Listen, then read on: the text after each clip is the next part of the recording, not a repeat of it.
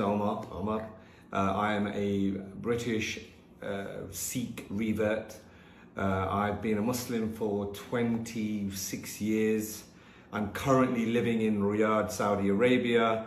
I am married to a Saudi from Medina. We have 2 children together, and I'm working as an academic coordinator. Okay, so I grew up in London.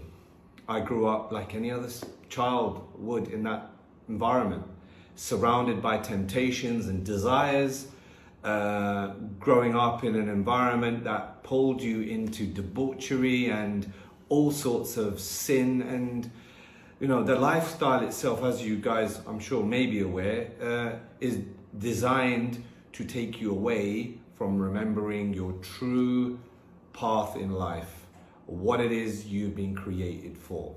So first and foremost, I want to say that I was forced into Islam.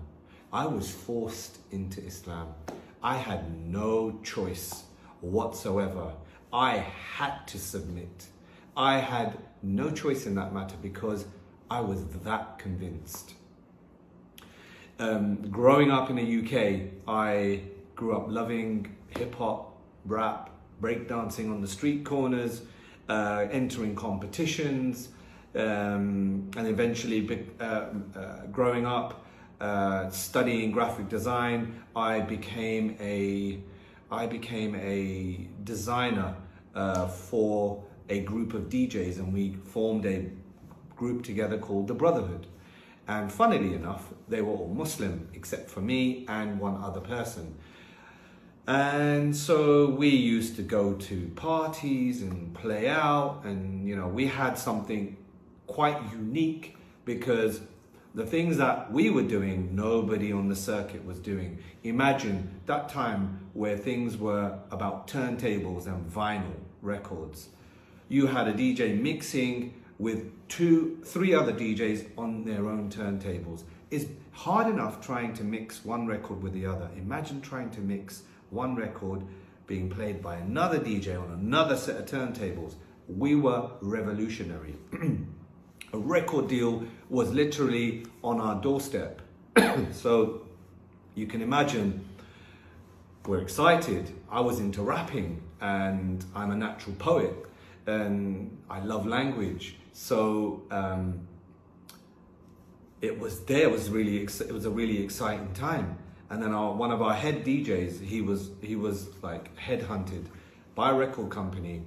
He decided all of a sudden just to stop everything and leave. He decided he was going to become a Muslim. Him and both his brothers became Muslim, and he left DJing. That was it. We were shocked. What do we do?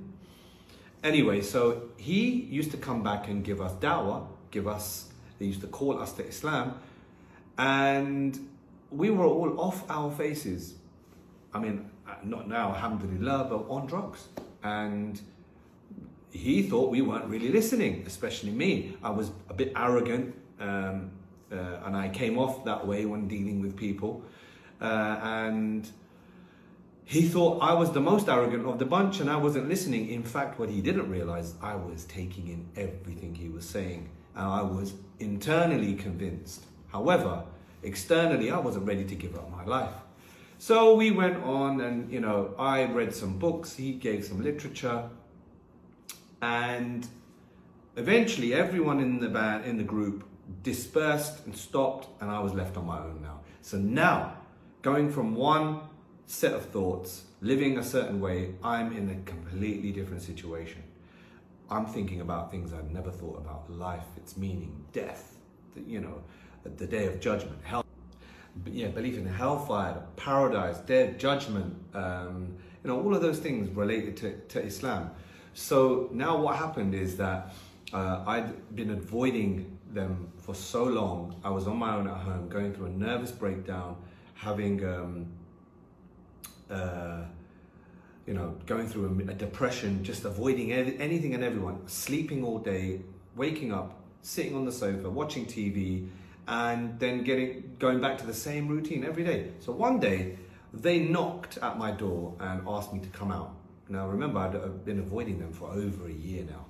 So they've asked me to come out, and I'm like, for some reason that night, I don't know why, I just thought, let me just go out, get out the house, have a change of scenery. So we went to central London, and they didn't tell me where we were going. We went to this place where the brothers give dawah to the non-Muslims outside the nightclubs that are in central London. Anyway, so I was just watching and listening to these really, really amazing brothers, mashallah, talking to half-drunk people that you will be surprised just how astute and alert they were. They were paying attention, especially with some of the stuff that the brothers were saying. So one brother came up to me, his name was Abu Yasin, an Iraqi middle-aged man, mashallah, may Allah give him Jannah. He came up to me and started talking to me, going through the steps, going through the routine, asking about Allah, His Messenger, sallallahu alaihi wasallam, the proofs and evidences that are present in the Quran, and there are many things that convinced me. The formation of the baby, the formation of the mountains, the two seas that don't mix, the fact that every living thing is created from water, male and female plants, geology, lots of geology, how it's impossible for a man at that time with the limited scientific knowledge that they had, for him to have known these things that we take for granted today. Anyhow, he's talking to me and asking me, and I'm affirming everything he's saying, and he said to me, brother, you're already Muslim. I said, no, you don't understand. My mother would kill me. I am not Muslim, although I believed everything he said. That's when he, using his smarts, cornered me and took advantage of that situation. May Allah give him Jannah. He said to me, knowing what you know, believing what you believe, understanding what you understand, if you were to die upon that now, you would die upon disbelief. And you would meet your Creator, what would you say to Him? What about why you didn't submit to this religion? Are you going to say that you were scared of your mother, to the one who created everything in existence? I was like, that was an uppercut, right hook, left to the liver. I was out, down and out.